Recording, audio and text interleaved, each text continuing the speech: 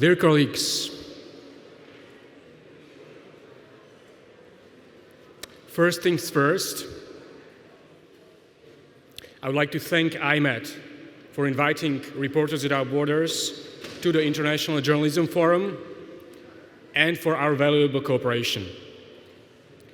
I'm grateful that the creative team of IMET has conceived a unique and interactive presentation of RSF's World Press Freedom Index. It's just on my right, over there. For the second consecutive year, Greece is ranked last in the European Union in the index.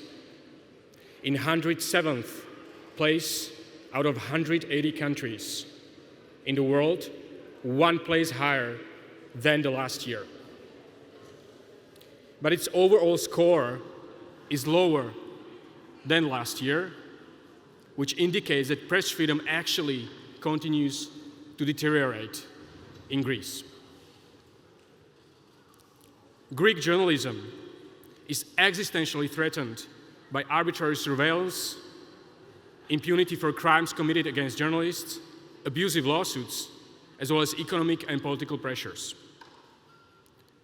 Following a joint mission this past week with my colleagues from other media organizations, we call on the government to show political determination and urgently take specific measures aimed at improving the climate for independent journalism and salvaging press freedom. But I want to tell you about a meeting with one Greek editor. After we spent a long moment discussing the various threats, he said, "We are not talking about the elephant in the room, the media owners." Of course, he referred to the concentration of the big Greek media in the hands of few, mostly ship owners, and the challenge they represent for the independence of the newsrooms. Rather than elephants, however, I would call these guys mammoths. Unfortunately, there are even more dangerous and more sophisticated animals out there. And due to all the other pressing issues, we did not have time to discuss them with the Greek journalists during the mission. However, these risk to destroy the Greek journalism as much as the international journalism. Let's start with the Russian bear. The propaganda of Kremlin has not only wiped out the domestic independent journalism, but endangers journalists and trustworthy news abroad. In the report published this year, the Malkevich propaganda machine, the Wagner-allied network in Ukraine, we have revealed how this entrepreneur associated with the now late warlord Yevgeny Prigozhin has set up a propaganda system in southern Ukraine in record time. And the Russian information warfare has found a fertile ground on social networks. Indeed, the social networks are rather part of the problem than of the solution. Their current economic model encourages the spread of disinformation.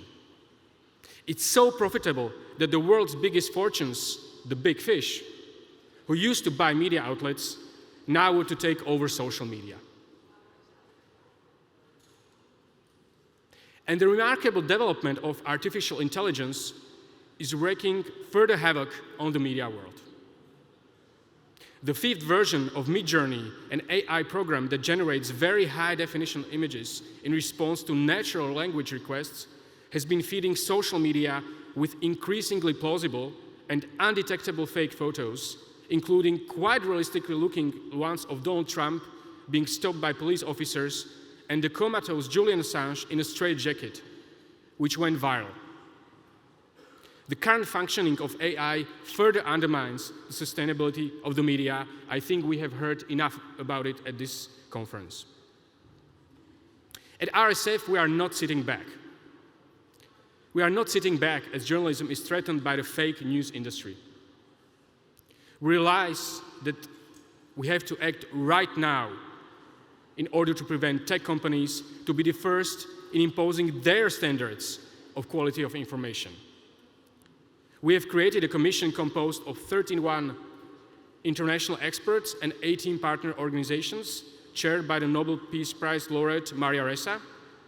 It is mandated to establish strong ethical principles in the use of AI for news organizations around the world in order to defend trustworthy information and the social function of journalism at the age of artificial intelligence. We are now calling for contributions from the media and civil society organizations to our work on the future international charter for the AI in the media. In parallel, we have launched the Spinoza project in order to develop a reliable AI tool for newsrooms and journalists. Our instrument to fight disinformation on social networks and platforms is the Journalism Trust Initiative. JTI is an international industrial benchmark aimed at awarding the media respecting journalistic ethics. So far, more than 100 media outlets have successfully completed the first and the second stage of JTI. Recently, our partnership with NewsGuard has led to active engagement of 25 media with the JTI under the emergency protocol in Ukraine, a country in war. In Brussels, we are working to make JTI a benchmark in the draft European Media Freedom Act, according to which the digital platforms would be obliged to promote trustworthy news. And I am happy to say that we will soon announce a partnership on JTI with an international digital platform. In order to fight back the Russian propaganda in Russia and in the occupied territories in Ukraine, we conducted a successful legal action against a satellite operator that permitted the broadcast of Russian state channels to 25% of all households in Russia. We are now working to launch a Russian language media satellite package to combat Kremlin propaganda. Dear colleagues in Greece and worldwide, Reporters Without Borders will have your back when you are targeted by violence, surveillance, arbitrary prosecution, and economic and political pressures. We will continue applying pressure on the national authorities and promoting our solutions to the European institutions.